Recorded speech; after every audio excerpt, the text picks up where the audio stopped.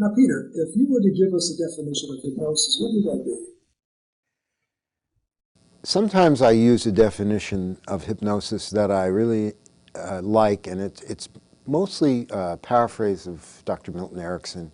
And he said, and of course he defined it many times in different ways, but the one that I like is it's a temporary, pleasant interruption of habitual limitations in order for creative solutions to take place. Now, of course, that bypasses completely anything about a physiological state or about the making of suggestions, which are often mentioned in conjunction with the definition of hypnosis, but this kind of opens up the scope of things. Now, after I learned hypnosis, I put on hypnosis spectacles, and it was like wherever I looked, I saw hypnosis. It wasn't just happening in my office. Now, as far as certainly a person's capacity to be hypnotized, does that have anything to do or relation to any other parts of the individual as far as the capacity to depth, etc.?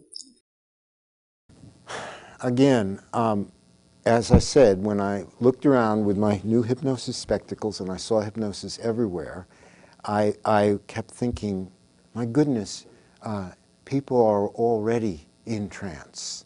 They're already in trance. We need a different name for what we do, because hypnosis has got so much excess baggage connected with it from hundreds of years of being something other than what it is that we're doing now. And we used to say, well, we should really call it dehypnosis, you know. And it's interesting because there's a new movie out called The Master, and it's loosely based on the history of the early beginnings of Scientology.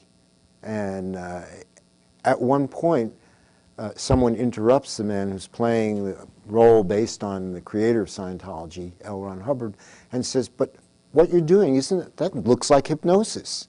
And he actually says, no, if anything, it should be called dehypnosis. We are waking people up in the same way that if you go to a Zen temple, they will say, you do not need to become enlightened. You are already enlightened. You just fell asleep. Wake up. So there's that same idea that, you know, I've been living in a dream of habitual limitation. You know, that the idea here is to wake a person up to their true possibilities and potential. And so I don't even remember your original question, but I hope that this relates to it.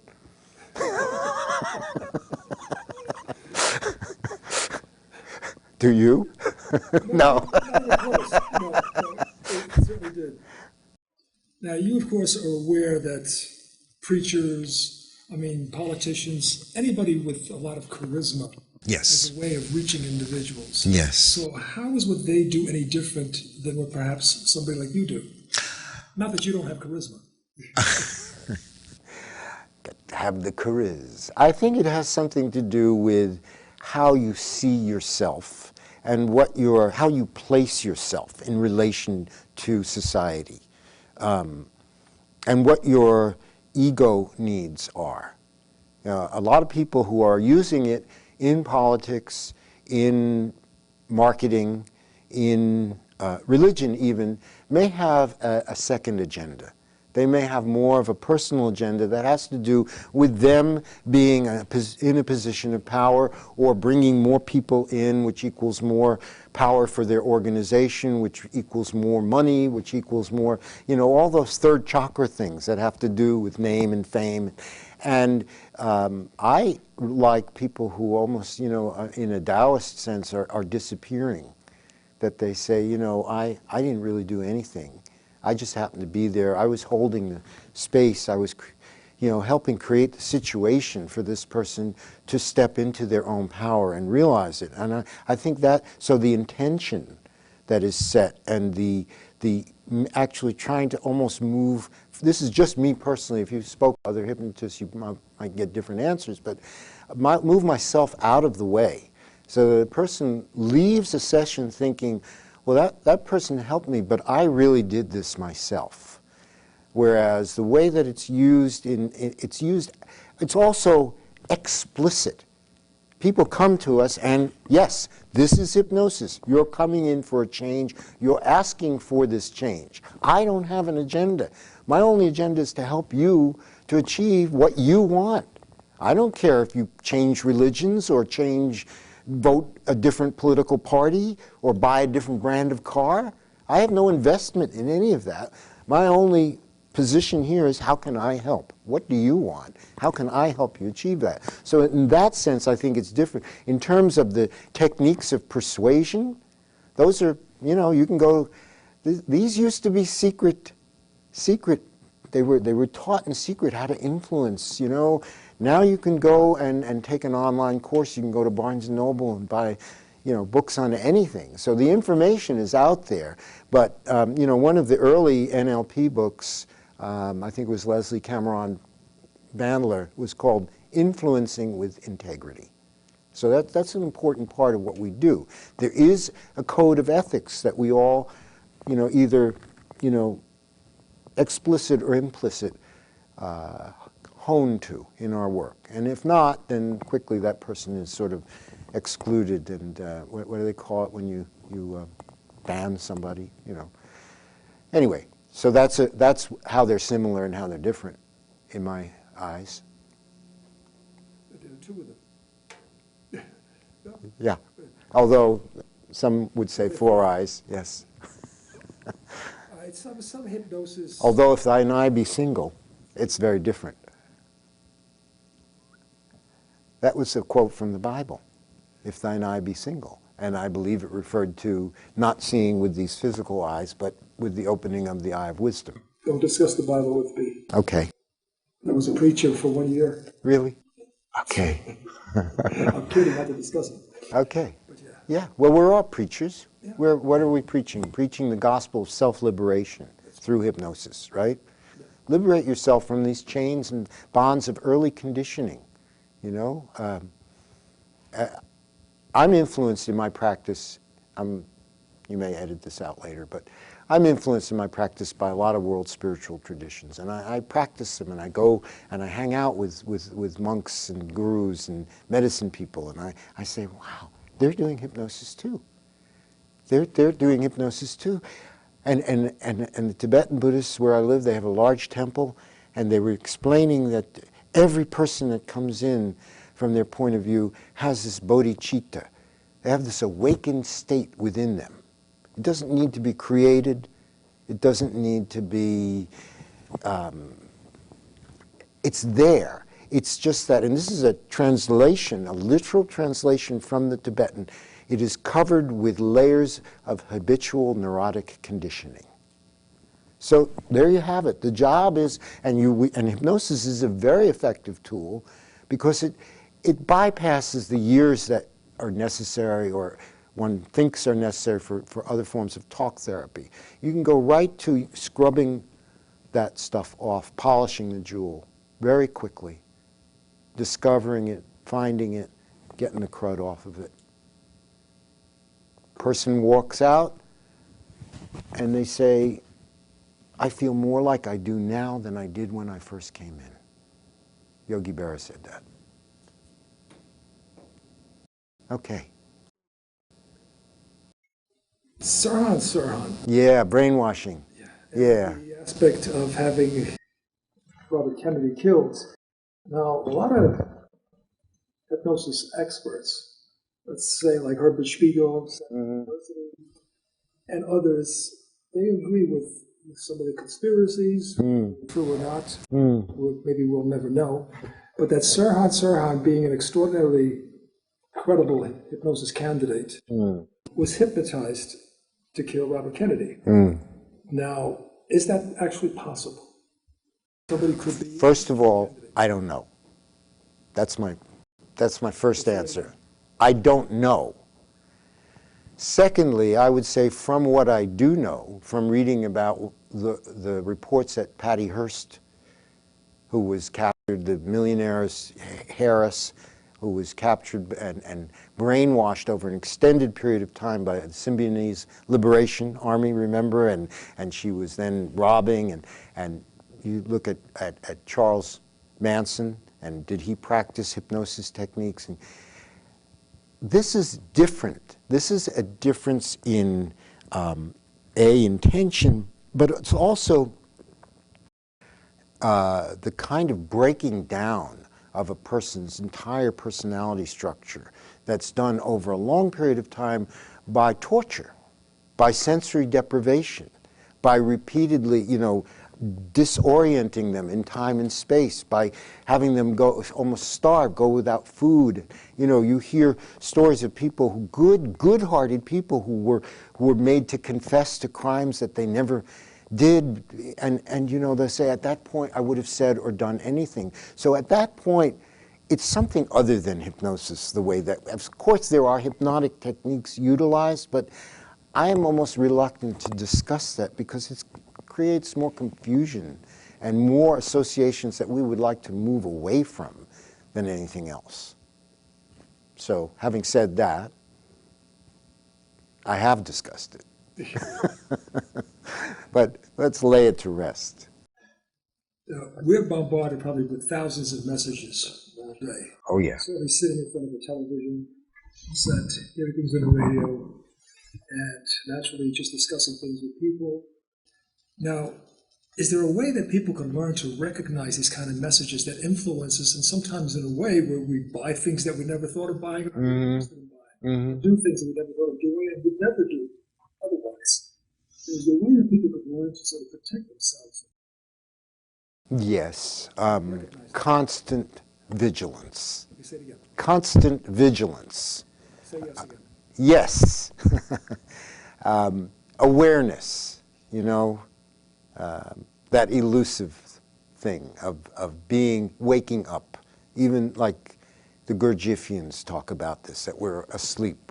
There's something, they use a metaphor, that there's something they call the kunda buffer that's been installed in our brain that keeps us robotic, it keeps us asleep. And the work is paying attention. The work is one can train oneself to be aware, just as we can in relationships. Any type of information that's coming in, does it bypass the filters?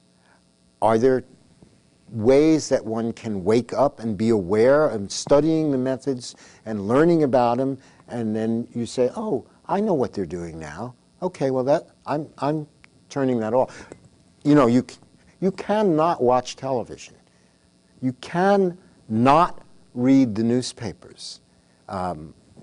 That's always an option. It's difficult to drive down the highway and not read anything. One time years ago, one of my spiritual teachers put me on as part of my practice, he gave me a reading fast. He said, you read too much. He said, take a week and don't read anything. And it was amazing because you talk about habitual trance-like behavior. I'm sitting at the breakfast table and I'm reading the side of the cereal box. I don't go into the bathroom without something to read. I fall asleep reading something, and to suddenly have that removed. So, sometimes it's easier if you just take a break and you go away for a while. That's why people, I think, the tradition of spiritual retreats, where you go and you go off in the woods, or you go in a hermetic cell or somewhere, and you just don't talk, and you don't watch, and you don't listen, you don't engage in conversation, you don't read anything for a while, and then the mind starts to slowly quiet down, because we become habituated to that influx of tremendous data that's coming in, so to the point that maybe we're protected because we tune a lot of it out because it's just too much. But there are, very skillful people out there, and for years when I train my hypnosis students, I say to them, you better learn this stuff, because the most skillful practitioners are working for the Pentagon and Madison Avenue. And those are the people who are being paid the big bucks to learn how to persuade you outside of your awareness. Now that's the key. If it becomes inside of our awareness, then right away we're in a different position as far as accepting unconsciously or rejecting it. What difference, if any, is there between hypnosis and meditation? Good question. I live in Woodstock. It's one of the spiritual meccas of the world. I've lived there for years. Many people who come to see me, I say, have you ever had any experience with hypnosis? No, but I've been practicing TM or I've been practicing meditation for years, and they say, and I'm curious, I wanted to know, is there any difference? And I'm not sure if this is literally true, but it's an answer I've given many, many times, and so I've come to believe that it's true after a while. That if you hooked up two people, one of who was meditating, the other who was in trance, physiologically, and you measured heart rate, you measured brainwave activity, you measured galvanic skin response, you measured breathing, everything would correspond. You'd have parallels. The same psychophysical phenomena would be going on.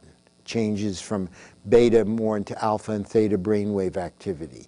Lowering of galvanic, maybe a slight warming of the body temperature, slowing down of the internal rhythms. The main difference is that most forms of meditation are essentially goal-less. In hypnosis, you go into trance in a therapeutic setting or change work setting of hypnosis, not the kind of unintentional hypnosis that we're talking about that happens when you're watching the news.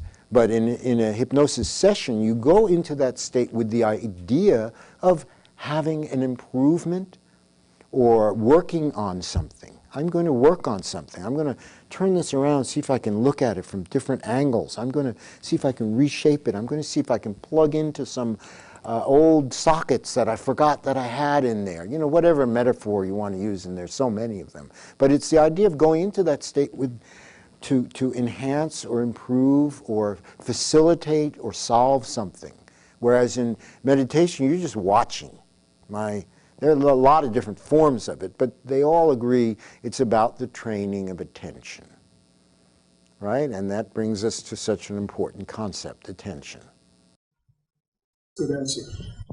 Mm-hmm. You wrapped up your answer. I forgot my next question. It's working. Okay, I just remembered it. Dueling hypnotists. No, no, no, no, no, no. Is there duel here, you're winning. Is there ever a contraindication to use, let's say, formal hypnosis with a certain kind of individual? Yes, and this is not a scientific answer, but what I trust is the hairs on the back of my neck and the smell. When I can't always put my finger on it. Sometimes I can say this person is delusional to the point of having been. All right, let me put this in perspective. Along with my private practice, for years I've been working at a crisis counseling center 2 days a week. It's a telephone, 24-hour hotline, suicide, and whatever. Our motto is any problem under the sun. And we also have a lot of people who walk in. They're the street people who live there, the marginal, the marginalized and the de-institutionalized. Now, a lot of these people will sit in the front room and have fabulous conversations with themselves, out loud. I mean, different voices, and I probably would never want to work hypnotically with. I wouldn't know where to begin. I wouldn't, you know. So people who are in heavy, active addiction with drugs or alcohol, I will say to them, please. Go get yourself cleaned up, detoxed, and then come back, and I'll be happy to work with you on reinforcing your staying clean and sober. But I can't work with you in this state. It is too much. I'm not that powerful a wizard. These demons are way too strong for me. And I know that's archaic language, and I hope people don't take it literally. But in a way, that's kind of what it is. That there's heavy, bad mojo, bad spirits around a lot of people, and I don't feel personally capable of doing that. Maybe a better hypnotist than me could take it on, but I'm a little concerned about people who are outright paranoid, schizophrenic, or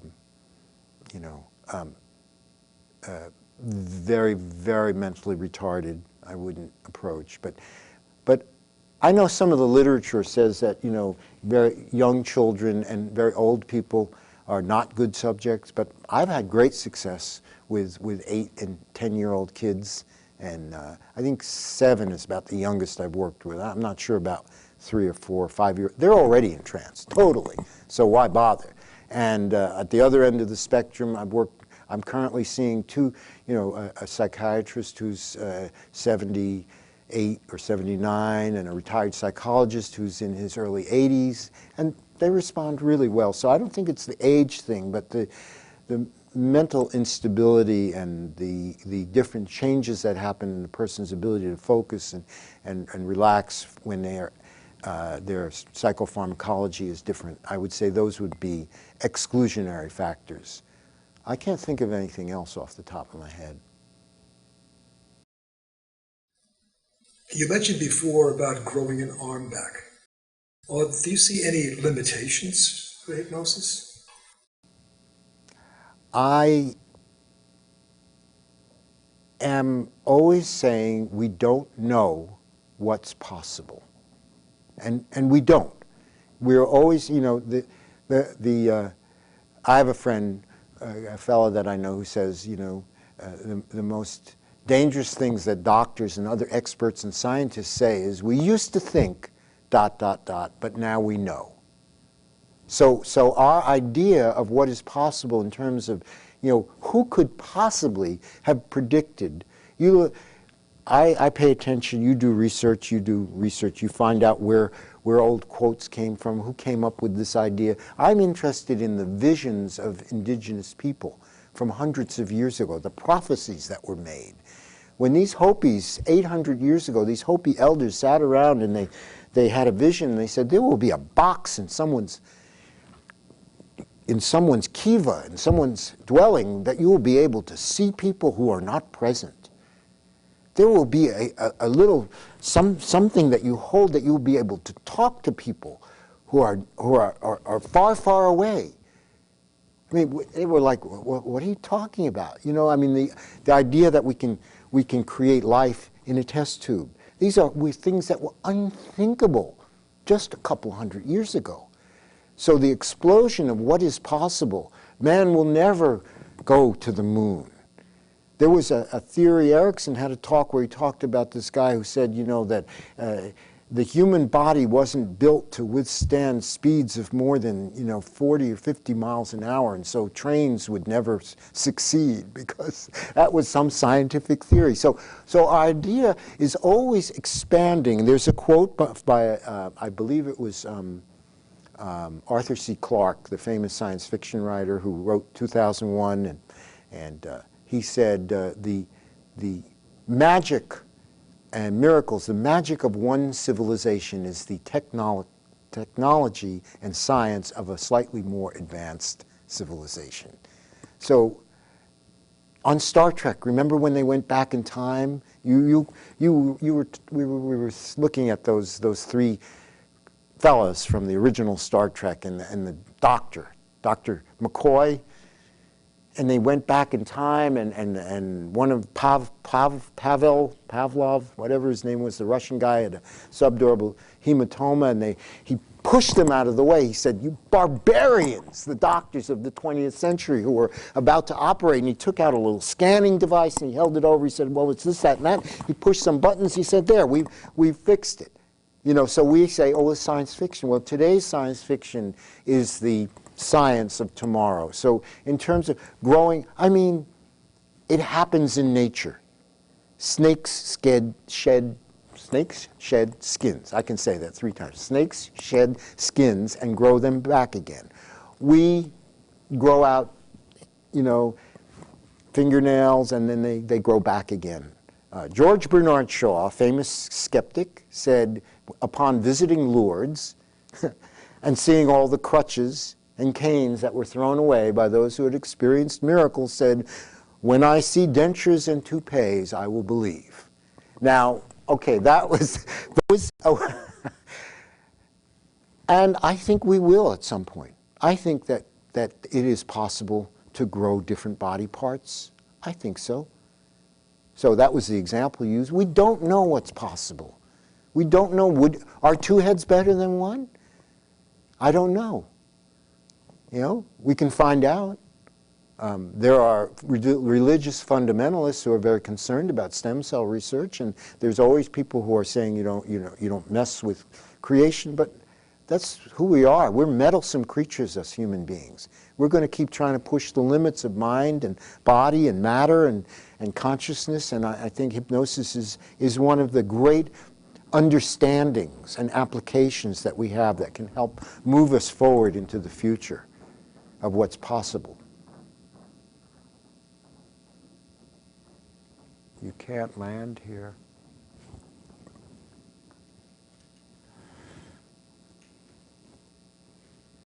Okay, one more question, and you've sort of answered it, but I just want to ask you it specifically.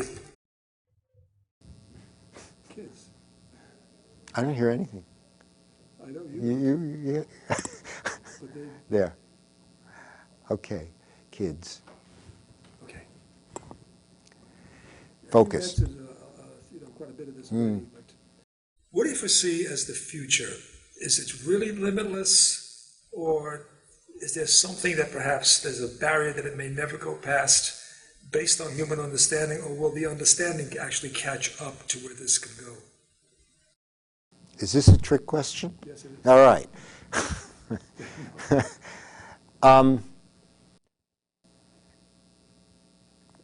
We can only achieve what we can conceive of. And so, like in The Princess Bride, where Wallace Shawn kept saying, it's inconceivable. We can't, if we can't conceive it, then we can't begin to create it. So there, I read a lot of fantasy and science fiction as a kid, and one of my favorite short stories, they said that a scientist had been working on an anti-gravity device. And he had been very close to perfecting it when his laboratory blew up and there was an explosion and he was killed and all of his equipment was destroyed in the fire, but only there were a few fragments of a film that he had made showing his early experiments or later experiments when he had perfected this levitation anti-gravity device, and they reconstructed them to the best of their ability. Now this was, in the 50s, so technology, they didn't have digitally enhanced and computer enhanced graphics and so on and so forth, but it was rudimentary, but they called together a group of top theoretical and practical physicists, and they showed them, and aeronautical engineers, they showed them these scraps of film, and they all scratched their heads and said, inconceivable, it's impossible, and they said, but look, he did it. And they said, there's no way. They said, but look, it was done. And they went back and they spent months in this think tank, and then they said, we figured it out, and we can now do it. And they had created this, and that's when the government said, well, we actually made that up. That was never really, we created this with trick photography, and that never happened. He never created, but we knew that you would not be able to do it until you believed that it had already been done, and therefore it was possible.